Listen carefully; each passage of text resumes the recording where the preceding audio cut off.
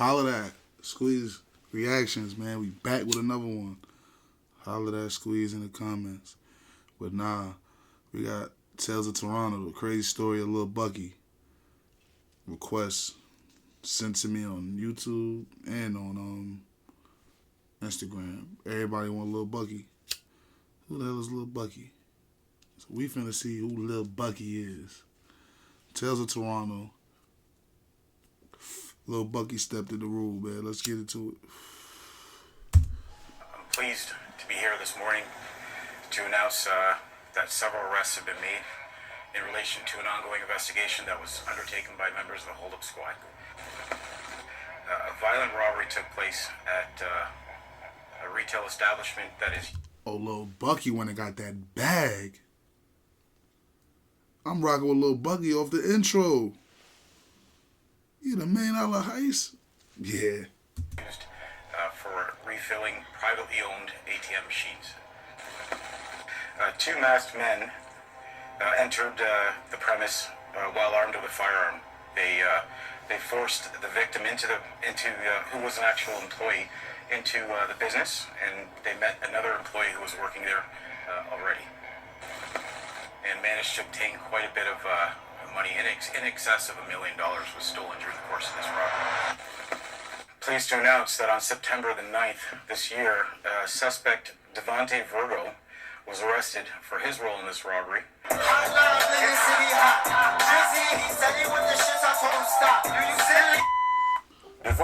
He said Drizzy? He talking about Drake? Hold on. My bad, Squeeze Gang. Arrested for his role in this robbery.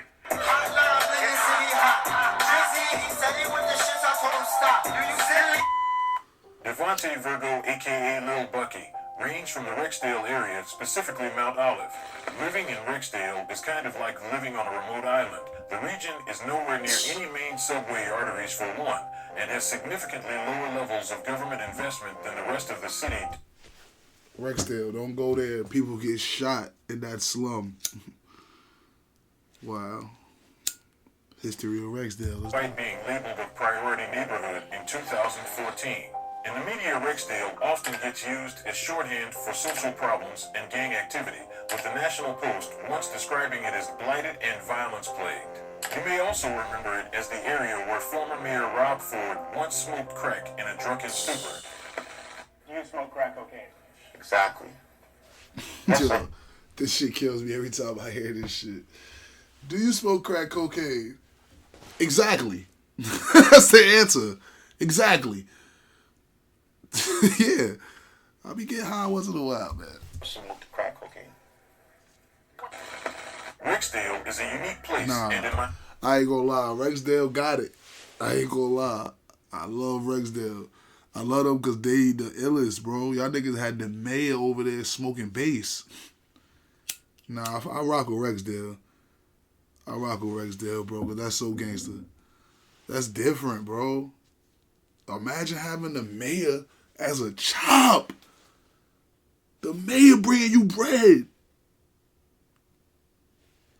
The mayor was stupid. I ain't gonna lie. Like I said before, the mayor was supposed to have somebody going to get that for him. Yo, here, go get that for me. Go give me a 3 for 50. You feel me? Yo, go give me a 3 for 50. Yo, I ain't gonna lie. Crackheads is so stupid, bro. I'm sorry. Them niggas will pay $50 for 3 dubs when they could get a gram for like $30-something, $40, depending on who you know. They just don't know nobody. They fiends. They just know the dealers. The dealers is getting them. Opinion, it's probably the most isolated area of Toronto. The expansion of the TTC has happened, but it has yet to happen in that area of the city. So the kids who are living there, they're usually there all the time. It's hard to get around, so they might feel they're stuck there. The neighborhood's physical and social seclusion, coupled with its negative reputation, make it hard for its youth to envision many options for themselves. Niggas is speeding through that bitch quick. Niggas Let me get the fuck up out of Rexdale, man. Before I get shot. Sometimes the stigma that's put on the area holds you down and you get wrapped up into it. So unfortunately, some of the residents decide to make wrong choices for various reasons and others don't.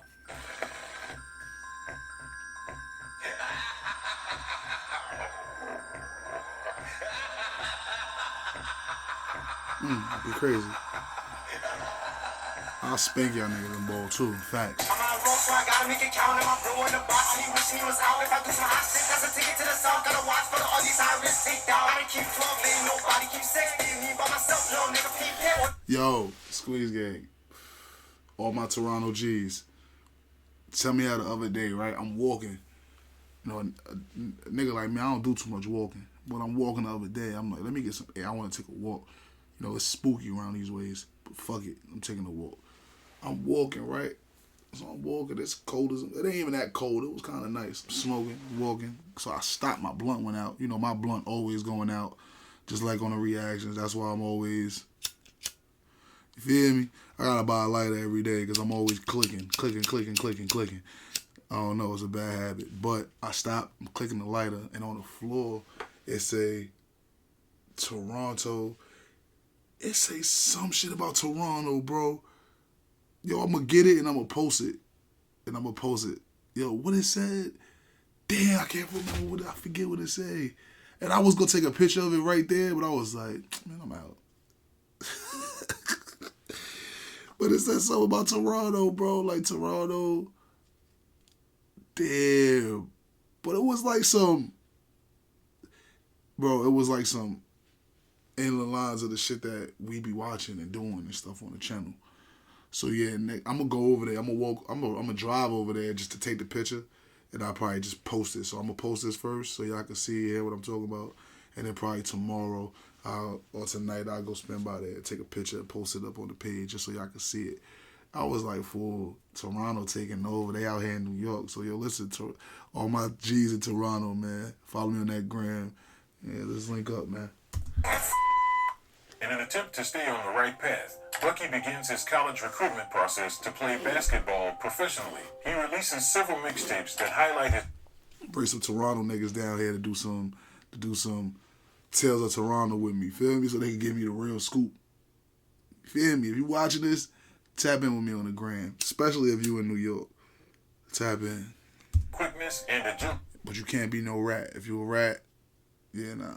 Despite his short stature as he stands at an underwhelming 5'8", he describes himself as an individual with an incredible work ethic and willing to go above and beyond despite his physical That's limitations. Bucky right there? Bucky seemed determined to stay on the right path, but what the National Post once described as blighted and violence-plagued, the streets of Rexdale came knocking. Nah, Bucky getting busy.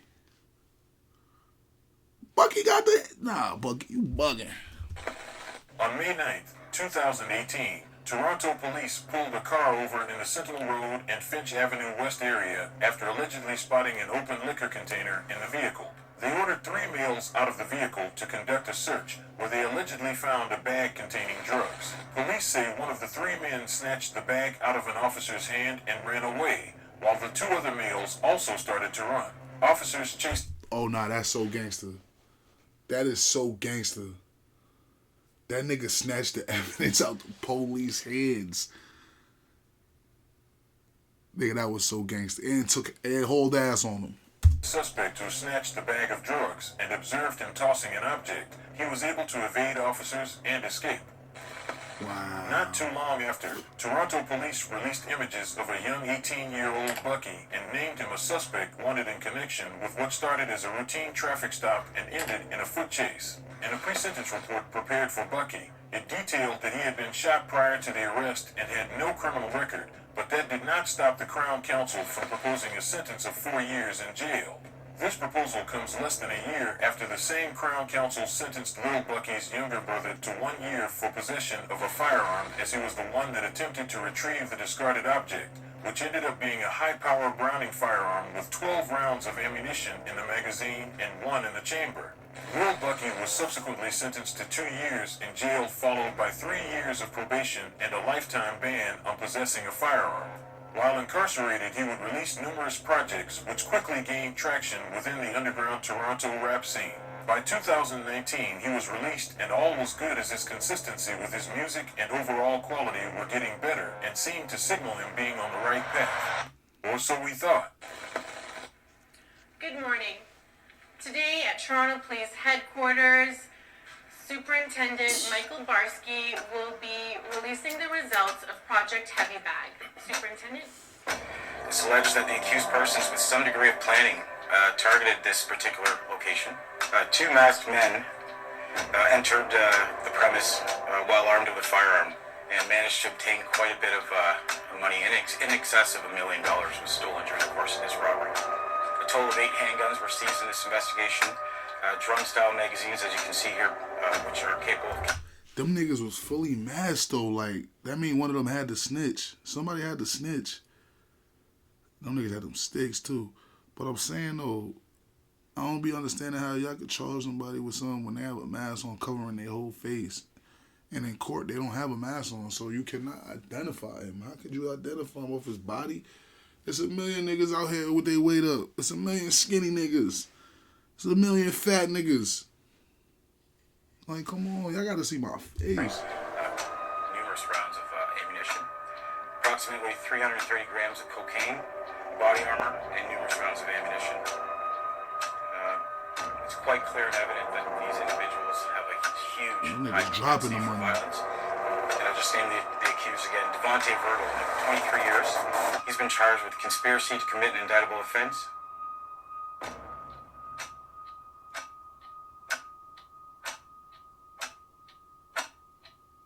Damn, Lil Bucky. On April 1st, 2021, 2 men forced an employee at gun... April Fools. April Fools. to give them access to a retail location located next to the Pearson International Airport. The location is a deposit that funds and refills privately owned ATM machines with cash. Surveillance footage released shows one of the masked suspects holding a gun against the employee's back as they enter the business. They then go into an interior room where another employee is seated at a desk and drag that employee out by brute force and eventually forcing them to open a series of locked safes in another room. The video then shows one of the suspects forcing that employee to the ground and hitting him on the back of his head with the butt of a handgun while the other suspect stuffs cash into a large garbage bag. Police say that the suspects eventually fled the business with more than $1 million in cash and got into an awaiting getaway vehicle which left the scene in tandem with another vehicle. During the robbery, investigators highlighted the clumsiness of one of the robbers as he initially arrived with a bag to stuff the cash into. However, in an apparent panic, he misplaces the bag as he realizes he left one of the victims alone in a separate room. Once he collects himself, he eventually realizes he misplaced the bag and resorts to using a used garbage bag as a backup. Unfortunately, the garbage bag was too small to fit what was noted to be more than $1 million in cash as some of the money spilled into the parking lot outside of the establishment. Following the robbery, weeks... I know a nigga walking by, so that bread on the floor was like, Get that out. I'd have took that shit, but nah, that nigga left the bag, though. He was bugging. Fingerprints. Damn. Went by without any arrests in the case, which investigators had dubbed Project Heavy Bag due to the overstuffed garbage bag the suspects used to transport the stolen cash. But 1 month later in May, investigators finally had a breakthrough in the case. It is alleged that after the initial robbery, the 2 suspects fled to a safe house to store the money. But during this time, someone involved had already began planning to steal it as just a month later, the safe house was targeted and an unknown quantity of the stolen cash was taken. Now this is where the story gets interesting. When police arrived to check on the well-being of the homeowner, police discovered nobody was inside, and instead they seized 8 firearms and recovered $160,000 in cash and a large quantity of cocaine. With the discovery of the stolen cash, Toronto police began collecting forensic evidence, which assisted in identifying the owner of the home. That have been taken off the street have possibly saved many lives. Toronto police need the public's help. They're asking anyone with information about one outstanding suspect to contact them. We'll show you a photograph now of Emmanuel Rawson, 22 years old, around 5'7", 190 pounds. He's wanted for robbery with a firearm, conspiracy to commit an indictable offense, disguise with intent, and possession of property obtained by crime over $5,000. Now, police say he should be considered armed and dangerous. If you see him, do not approach and call 911. Rexdale rapper Emmanuel Rawson, a.k.a. Gucci Glow, would subsequently be placed on Canada's most wanted list after being identified as the owner of the stash house. Toronto police would proceed to conduct 4 raids on 4 other properties within the vicinity of the original stash house and made 7 other arrests along with the seizure of several firearms, drugs, and a large quantity of cash. One of those arrested was former Cape Breton basketball star Philip Kruma, a.k.a. Bonus. Bonus played 5 seasons and finished his career with the Capers as a 3-time Atlantic University All-Star, all-time leader in rebounds, and 3-time Defensive Player of the Year from 2009 to 2011. He was also a second-team All-Canadian in 2008. During his time in Sydney, Bonus became a face for the athletics program, appearing in advertisements for the 2011 Australian Men's Basketball Championship. In the years following his successful college basketball career, Kruma's life would begin to spiral downward. He would become a convicted gun trafficker just 1 year after graduating, and by 2015 he was getting into shootouts all the way in Windsor, Ontario. Agency bust of an illegal gun smuggling ring known as Project Kirby. Joining us to explain tonight what happened is CTV's Michelle Molesky. Jim, a Brampton man pleaded guilty back in October to transferring an illegal gun and conspiracy to traffic firearms. Philip Nkrumah, seen here leaving Superior Court today, will now stand trial for 5 weapons-related offenses. He was one of 10 people arrested and charged in connection with Project Kirby. These are just some of the illegal guns seized in that 2016 bust. Nkrumah wasn't done with Superior Court for today. He then took the stand in a different courtroom on an entirely different case. On September 28, 2015, Nkrumah was shot in the leg in an alley in downtown Windsor. By June 2020, Bonus was released from prison after paying his $20,000 bail and vowed to not to go down the path of crime again. But just 1 year later, his name was read out again in a heavily televised press conference in regards to the infamous $1 million heist. 1 year later, Gucci Glow's name was also read out, but in a separate televised press conference. On April 26, 2022, the nationwide BOLO program... That told nigga snitching. That basketball player nigga snitching. That basketball player nigga snitching. Included him on its first ever list of Canada's most wanted fugitives at number 23, offering a reward of up to $50,000 for information that would lead to his arrest. 3 days after the reward was set up, Gucci Glow was arrested. One of Canada's most wanted fugitives is now in custody. 22-year-old Emmanuel Rawson was wanted in an armed robbery at an ATM filling business near Dixon Road and Carleview Drive last April. He was ranked number 23. Damn, so them niggas didn't get caught for a year for that shit. Them niggas was balling, bro. Damn. How the fuck they knew about that safe house? How they track them back to that shit?